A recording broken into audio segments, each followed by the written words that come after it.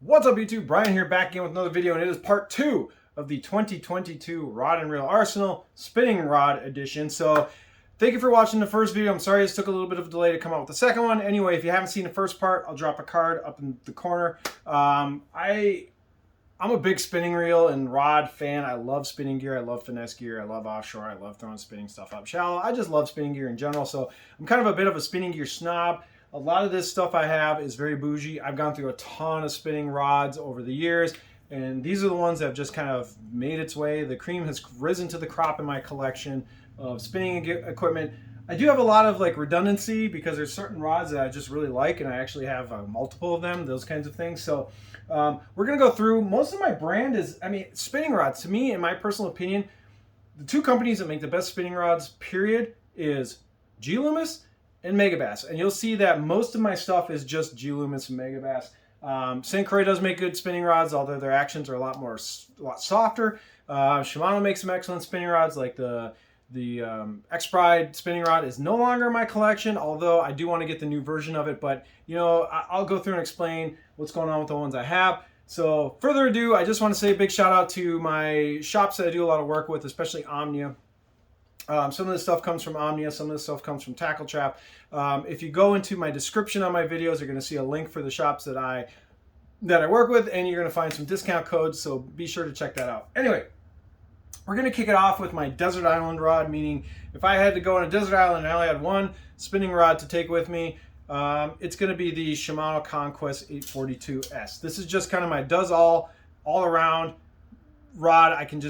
You can do almost any technique with this thing. It's really durable with the high power X and the spiral X on the blank. It's got the Torzite guides. It's got the amazing grip that you can now get in the NRX Pluses.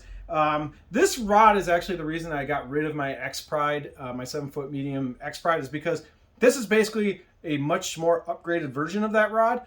And since I got this, the X-Pride just kind of sits around. I don't really use it that much. It's kind of got put on the shelf because this has Torzite. It's way lighter, has a better grip.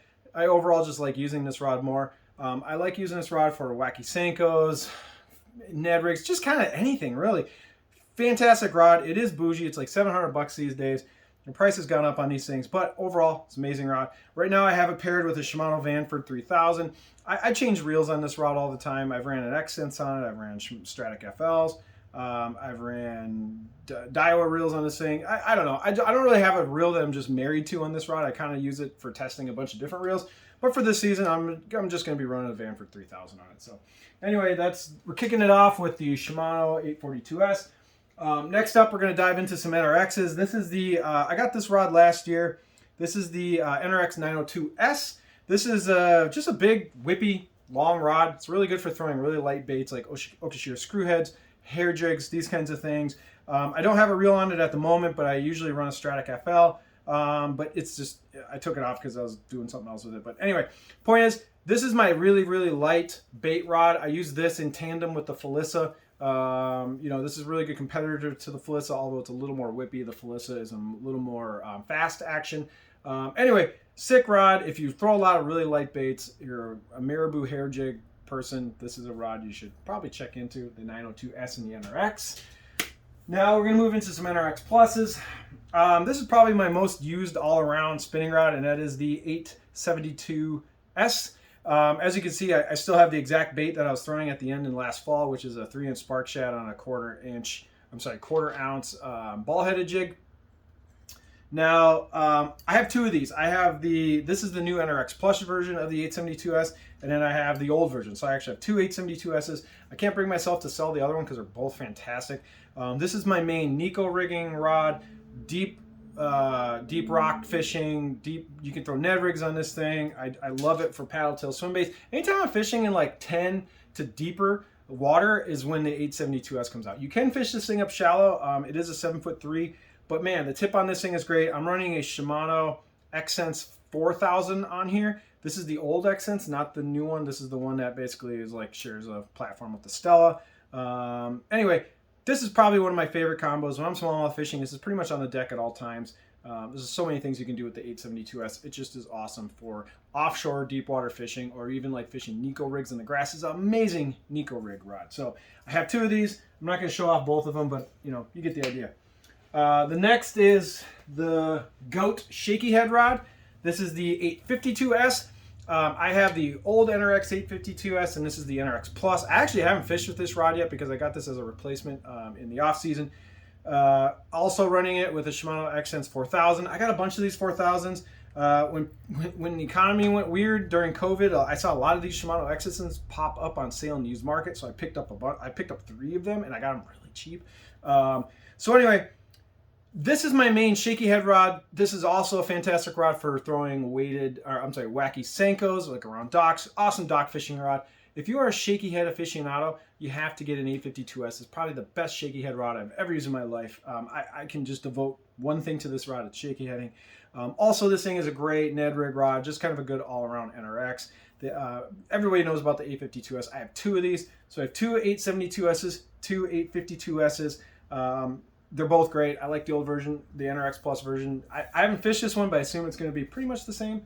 So anyway, let's move. Okay, that's pretty much all the NRX stuff. So I have 5 NRXs, 1 Conquest. Now let's jump right into the Megabass stuff. So the Whip Snake is still in my collection because this is just a great all-around rod. If I have to go somewhere and I need to bring one spinning rod to do a bunch of stuff, usually it's the Orochi Whip Snake is coming with me.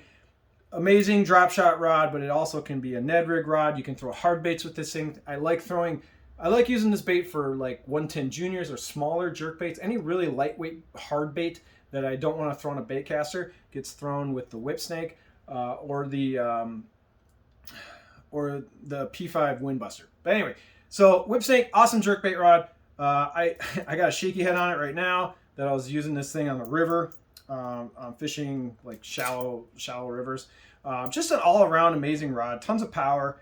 One of the most beautiful rods ever made. Great grip. I'm running with the Tattooa limited edition 3000. So this is that special silver color LE edition that they came out with a couple years ago. I think it looks sick on the Orochi. I'm going to keep this thing on here as long as possible. Anyway, Orochi XX Whip Snake is not going anywhere. Still a great rod to use. Let's jump over into some destroyers. My love for the Addermine is well documented. Right now, I'm running it with the new Ballistic MQ 3000. I really need to get some seat time with this reel, so I figure I'm going to throw it on a rod that I really love. So this year, I'm going to run it with the MQ to test it out.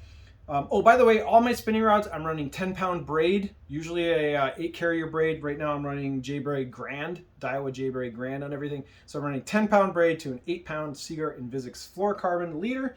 That's pretty much my same setup across all these rods, just FYI. I don't really change up or down the line sizes. 10-pound to 8-pound works for me.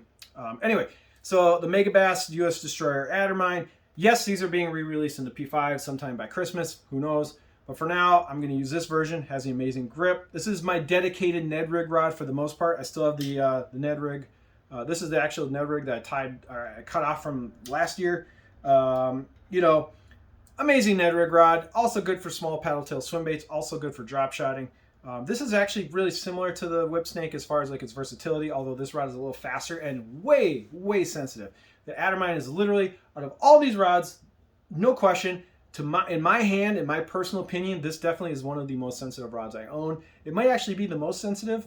I could make an argument for why this is more sensitive than my NRXs and other things, but insanely well-made, beautiful rods, super sensitive, really well balanced in the hand, and it's just a joy to use. It's my Ned rig rod, the Destroyer Addermine. Moving on, I got the Destroyer Felissa. I got this rod a few years ago because I broke the FMJ, and Megabass was like, here's the rods you can pick from, and I saw the Felissa. I'm like, oh, we'll give that a whirl. Awesome rod. I love this rod for hair jigs as well. This is a great Okashira screwhead rod, so if you're throwing those little paddle tail swim baits with the prop baits like an Okashira, awesome rod for that. Just a great light tackle. It's basically like a medium light. Anyway, Felissa is still in the collection. Right now I'm running a ballistic, this is the old Ballistic 3000 on this thing with the 10-pound line to the leader, all that stuff. Love the Felissa. Definitely a good rod for throwing light baits a long distance, right? Okay, let's keep going. This is a rod that is near and dear to my heart. This is the Megabass Brigand. I use this rod so much. It is my main dark sleeper rod. It is my main finesse jig rod. So I got a Bad Dude a green fish tackle, finesse jig on there right now. I forgot. My son just got home from school. So anyway, I love the Brigand. It's my main jig, finesse jig, dark sleepers, anything heavy that needs to make contact on the bottom. Tubes, this is my main tube rod when I'm out smallmouth fishing. Love the Brigand. It's a big bad mamma jamma. It's basically like a medium to borderline medium heavy, but it's long. It can make real long casts. I just love this rod for fishing big water when I'm relaxed. This is basically the rod I use. You know, fishing big water, big rocks, waves, offshore. You can't go wrong with the Brigand if you're throwing baits that are like 1/4 ounce to, you know, half to maybe even 3/8. I'm sorry, half to 5/8, that kind of stuff. So anyway, Brigand is the big guns. When I need to throw something heavy or really set the hook hard, the Brigand comes out. So, all right, we're getting there. All right, we're almost done. I'm trying to get through them quick. Landsat. This is my primary #1 drop shot rod. I love this rod for drop shotting. I'm running it with a ballistic 3000. You know, now that I got active target on my boat, I love drop shotting again. It's kind of rekindled my love of drop shotting because when you're throwing at targets with active target, you can see how they react. You can change your baits. This rod got used a lot last year. I caught a ton of fish on this thing with the active target. Just a superb, beautiful, fun to use drop shot rod. It's just kind of like the whip snake in its action, but it's like the more expensive grown-up version of the whip snake. A little more premium, a little more bougie, a little lighter, a little crisper. I don't like the grip on these P5 spinning rods. It's been well documented. But anyway, love the Landsat. It gets a bad reputation from some people like the hookup tackle, but in my opinion, this is a fantastic drop shot rod. I have no problems with the sensitivity on this thing. Fighting fish on this rod is a joy. It's a little longer. It's it's a 611. I've had great times pitching this out and like swimming hazardongs on the bottom, or just vertically dropping right on a fish. The Landsat does it all. Awesome, awesome drop shot rod. Okay, next is the old Windbuster. This rod actually doesn't get fished as much as it probably should, but I do like this rod a lot for fishing free rigs, so I still have a free rig tied on right now. Also, this rod's really good at throwing jerk baits, throwing some hard baits, throwing like balsa lightweight cranks that you don't want to throw on a like shad wraps, that kind of stuff. Really great rod. Other than the grip, not a big fan of the grip. I'm running a Kage MQ. Oh, sorry, on the Brigand, I was running I moved my Kage MQ 3000 to the Brigand, and my other Kage MQ 3000 is now on the Windbuster. So anyway, that's what's going on with this rod. 10-pound line, 8-pound leader as usual. I use it for just kind of all around everything, but usually this thing has a free rig tied on, and that's just what I like throwing on it right now. But it can also Ned rig, it can finesse jig, it can do all that sorts of stuff. It's just a really good versatile rod as well in the P5 line. Not my favorite though. I use the NRX and a lot of other rods ahead of that thing. I just do. So back in the corner here, I got some honorable mentions. I have the Daiwa Tatula 7-foot medium that is still used as kind of a beater rod. So if I got to go on a metal boat, or if I have to go climb up and down snowy banks in the winter, you know, rough and tumble type stuff where I don't really want to bring all the bougie equipment, I definitely bring along the Daiwa Tatula 7-foot medium. And then also I have the Victory 7.3. I've done a full review on that rod. That rod was a clutch rod for me for winter fishing this year on the river. Fantastic rod. If you can't afford like an NRX 872S, definitely take a peek at the Victory 7.3 medium. I have a Vanford 3000 on that rod right now. So that's pretty much all my spinning rods that I'm going into this season with. I don't plan on buying more. I take that back. If I get an opportunity to pick up the X-Pride 7-foot medium, I'm going to try and grab one of those. And I'm also kind of thinking about grabbing one of the new St. Croix Legend Tournament bass to see how those things stack up to the Victories and versus all these other spinning rods in this lamp. So anyway, that's kind of my plans for this summer. But anyway, I hope this was good and informative, and I hope it wasn't too boring. If you've made it this far in the video, please hit like and subscribe. Anyway, my name is Brian. Thank you for watching, and we will see you on the next video.